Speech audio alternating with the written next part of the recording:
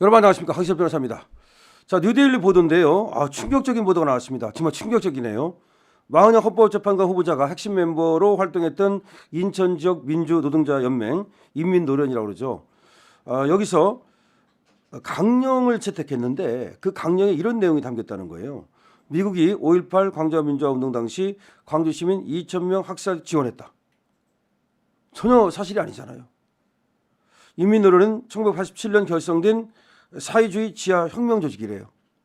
1987년 결성된 사회주의 지하 혁명 조직인데, 자, 여기에 마은혁이 활동을 했다는 거 아닙니까? 그것도 간부급으로 말이죠. 근데 헌법재판소가 내일 3일이죠. 이 마 후보자에 대한 그 임명 보류 권한쟁의 심판 사건 이거에 선고를 하는데, 이 마은혁이에 대해서 선고를 이제 해서 말하자면 마은혁을 임명하지 않은 것이 우연이다, 뭐 그런 판결을 할 가능성이 많아요. 그러니까 마은혁이를 최상목권한대행이 헌법재판관으로 임명하지 않은 것, 그것이 우연이다, 이런 판결을 할 가능성이 많은데, 뭐 그렇다 해서 최상목권한대행이 거기에 당연히 응하면 안 됩니다. 그리고 또 하나, 지금 절차적 요건을 갖추지 못했기 때문에 국회에서 의결을 거쳐야 되는데 의결을 안 거치고 우원식이가 혼자서 말이죠, 지멋대로 권한쟁의 심판을 청구했죠. 그거는 지금 절차적 요건, 소송 요건을 갖추지 못했기 때문에 각하해야 된다는 겁니다. 자, 그런데 그 주장을 사실은 최상목 권한대행 측에서 했는데, 그런데 그거를 헌법재판소가 받아들이지 않았단 말이에요. 그걸로 보면 지금 하는 스타일로 봐가지고는 이 마은혁이를 임명해야 된다, 최상목 권한대행이 임명을 보류한 것이 잘못된 것이다, 그런 판결을 할 가능성이 많습니다. 물론 그러면 이제 마지막에 또 최상목 권한대행이 임명을 안 하면 그만이긴 하지만, 그럼 민주당에서 이제 임명 안 했다는 이유로 또 탄핵을 하려 들겠죠. 자, 그런 상황인데, 지금 마은혁은 뭐 지금 절차고 뭐를 떠나서 기본적으로 헌법재판관을 할 만한 인물이 못 된다. 도대체 어떻게 이런 인물이 헌법재판관을 할 수 있는가?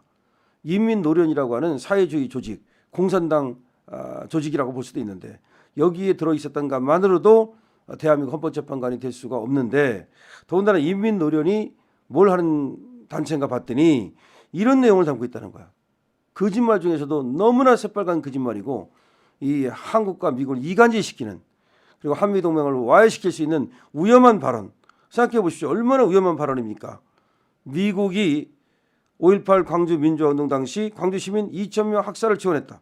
이게 도대체 새빨간 거짓말이고, 얼마나 이게 지금 미국에서 이 얘기를 들으면 알면 한국에 대한, 그러니까 한미 관계는 사실상 굉장히 위기가 올 수도 있는 이런 주장을 하고 있는 거죠. 물론 이것이 인민노련이라는 데서 되지도 않는 그런 어떤 좌파 조직이 주장하는 거니까 그걸 가지고 뭐 미국이 또 우리 정부가 주장하는 것도 아니고 그렇지는 않겠지만, 이건 너무나 새빨간 거짓말이어서 이런 주장을 하는 단체가 있나 이렇게 생각할 텐데, 이런 단체의 간부가 헌법재판관이 됐다? 이거는 정말로 세계 어느 나라에도 있을 수가 없는 일이고, 그다음에 우리 자유민주주의를 지향하는, 그리고 자유민주주의 헌법에서 과연 저런 마은혁이라는 사람을 헌법을 지키는 파수꾼으로 삼을 수 있는가, 그런 근본적인 의문이 제기되는 거죠. 자, 뉴데일리가 취재해서 보도한 바에 따르면 인민노련은 1987년 6월 26일 인천 부평로 대중집회 및 시위 현장에서 창립보고대회를 열고 창립선언문을 낭독했답니다. 이 창립선언문이 중요한 거 아닙니까? 근데 뉴델리가 입수한 창립선언문을 보면 인민노련은 미국은 이 땅에 4만의 미군을 주둔시키고 한국군의 모든 작전권을 장악하여 이를 바탕으로 한국의 정치, 경제, 문화 등 모든 분야에서 커다란 영향력을 행사하고 있다, 이렇게 얘기를 하면서 미국은 한국에서 누리는 자신의 군사, 정치, 경제, 문화적 이익을 유지하기 위해 전두환 군사 독재 정권을 지원하는 데 온갖 노력을 기울이고 있다. 그때가 이제 전두환 정권이었으니까, 그러니까 이제 미국을 공격하고 있는 거예요. 미국이 대한민국에서 누리는 정치, 경제, 군사, 문화적 이익을 유지하기 위해서 전두환 군사 독재 정권을 지원하고 있다, 이렇게 얘기를 하면서, 그러면서도 미국은 마치 민주주의의 수호자인 양 민주화 인권을 떠들면서 자신의 본모습을 감시한다. 다시 말하면 전두환 정권을 왜 도와주느냐. 왜 그러면서도 인권의 수호자인 양, 민주주의의 수호자인 양 하냐. 근데 이거 누구 모습하고 똑같아요. 바로 민주주의를 망치고 있는 지금 더불어민주당이 바로 이러잖아요. 마치 더불어민주당이 민주주의의 수호자인 양, 뭐 껐듯하면 민주니 껐듯하면 인권이 떠들지만 실제는 인권을 갖다 유린하고 있지 않습니까? 자, 이때 얘들은 말이죠. 미국은 80년 5월 전두환 군사독재 정권이 민주주의를 요구하던 이천여 광주 시민들을 무차비 학살하는 것을 지원했다. 새빨간 거짓말이죠. 자신의 기득권을 유지하고 강화하기 위해서 총칼의 사용도 서슴지 않았다.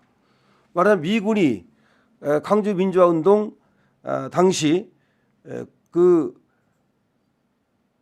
학살된 사람이 2,000명 있는데 거기에 미군이 깊게 개입했다. 뭐 이런 얘기예요.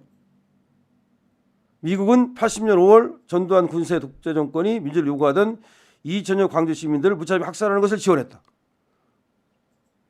그리고 자신의 기득권을 유지 강화하기 위해 총칼의 사용도 서슴지 않고 있다. 미국이. 아, 이거 정말 이런 주장을 어떻게 할 수 있죠? 또 공부를 했다는 사람이 이런 사람이 어떻게 또 이제 판사가 돼가지고 대한민국의 또 심장부에 들어가서 지금 대한민국을 망치를 하고 있는데 참 대한민국 뭔가 허술해도 너무 허술하다는 생각이 듭니다. 인민노래는 또 뭐라고 말했냐. 미국은 한국 민중이 생산한 경제 잉여를 다양한 방법으로 뺏어간다. 미국이 한국인들을 착취한다 이 말이야. 그들은 미제 상품의 고가 수입과 한국 상품의 헐값 수출을 강요하면서 그 가격 차를 이용하여 노동자의 피땀을 긁어간다. 미국이 노동자의 피땀을 긁어간대. 또한 쇠고기, 쌀, 담배, 컴퓨터, 보험 등의 수익 개방을 강요하며 농가 경제를 도탄에 빠뜨리고 민족 경제를 파탄시키고 있다. 거꾸로 얘기하는 거 아니야? 미국이 우리를 갖다가 그렇게 착취하고 괴롭힌다. 특히 미국은 또한 이러한 군사, 정치, 경제, 문화적 이익을 유지시키기 위해 한반도의 분단을 영원히 지속시키려 하고 있다. 미국이 한반도의 분단을 이제 영원히 지속시키려고 한다. 이렇게 거짓말을 하는 거죠. 이게 이제 인민노련 강령에 들어있다는 거예요. 그러니까 인민노련 강령에 들어있다는 얘기는 마흔역과도 관계가 있는 거죠. 물론 마흔역에 썼다는 얘기는 아닙니다. 하지만 인민노련의 강령이 이런 거라면 그리고 마흔역이가 거기 들어가 가지고서 간부로서 일했다면 그렇다면 마흔역이도 저런 생각을 갖고 있다라고 우리가 의심할 수밖에 없는 거죠. 자, 강령 본문에는 말이죠. 미일 외세의 정치 간섭을 배제하고 전두환 군사독재 정권을 타도하여 자주적인 민정부를 수립한다. 그리고 미국, 일본 등 외세와의 불평등 조약을 폐기하여 외세의 정치적 간섭과 경제적 침략을 배격한다. 조국의 평화적 통일을 달성한다. 이런 내용이 담겨 있다는 거죠. 동아일보는 말이죠. 2009년 11월 12일자 마흔역 판사 사회주의 혁명조직 핵심 멤버였다라는 기사에서 마 후보자에 대해서 서울대 정치학과 81학번인 마 판사는 진보신당의 노회찬 대표, 조승수 의원 등과 함께 당시 인민노련의 조직원으로 활동했다. 일부 인사들은 1989년 구속됐으나 마 판사는 적발되지 않았다. 적발이 안 돼갖고 구속이 안 된 거네요. 그리고 나서 이제 사법고시 숨어 들어가지고 공부한 거네요. 적발됐으면 이자도 구속됐겠죠. 당시 조승수 전 통합신보당 의원은 동아일보에 마 판사는 지도부에서 이론교육과 선전 부문의 역할을 한 것으로 기억한다. 그러니까 마흔여기가 인민노련에서 중요한 역할을 했죠. 이론교육, 그다음에 선전 부문의 역할 이런 것들을 했다. 마 후보자는 말이죠. 인민노련이 제도권 창당화를 꾀했던 1991년 한국노동당 창당에 참여했고요. 그다음에 1992년부터는 진보 창당 추진위원회에서 정책국장으로 활동을 했습니다. 계속해서 그쪽에서 있었던 거예요. 1993년 한국외국어대 교재에 실린 민중운동의 개혁과 진보정당의 그런 새로운 운동 뭐 이런 글을 썼고요.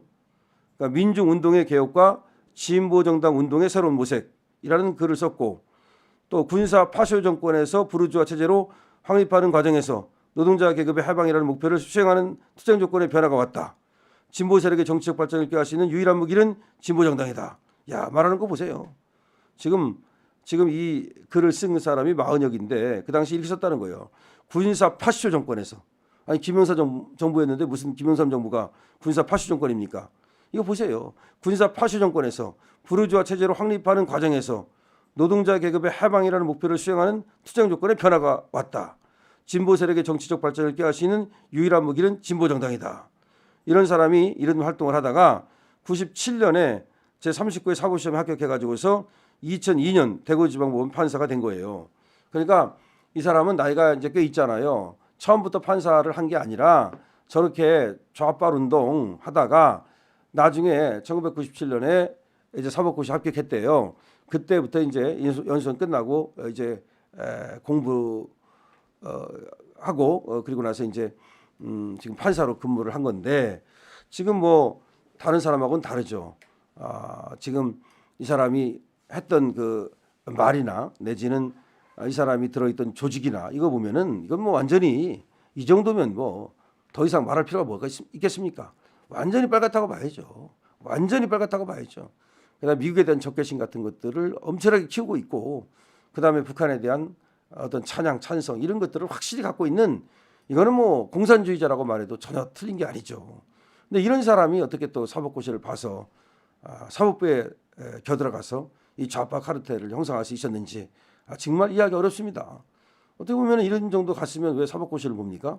그냥 노동운동을 하든지 아니면 민주화운동을 하든지 정계로 뛰어들든지 뭐 참 특이한 사람이죠. 어쨌든 마은혁 이번 이런 사실이 밝혀짐으로써 더욱더 헌법재판관이 될 수 없는 결격을 가진 인물이라는 점이 밝혀졌습니다. 여러분 이 영상 많은 사람들이 봐야 되겠죠? 그러기 위해서는 좋아요, 그다음에 구독 꼭 필요합니다. 강신업 TV입니다.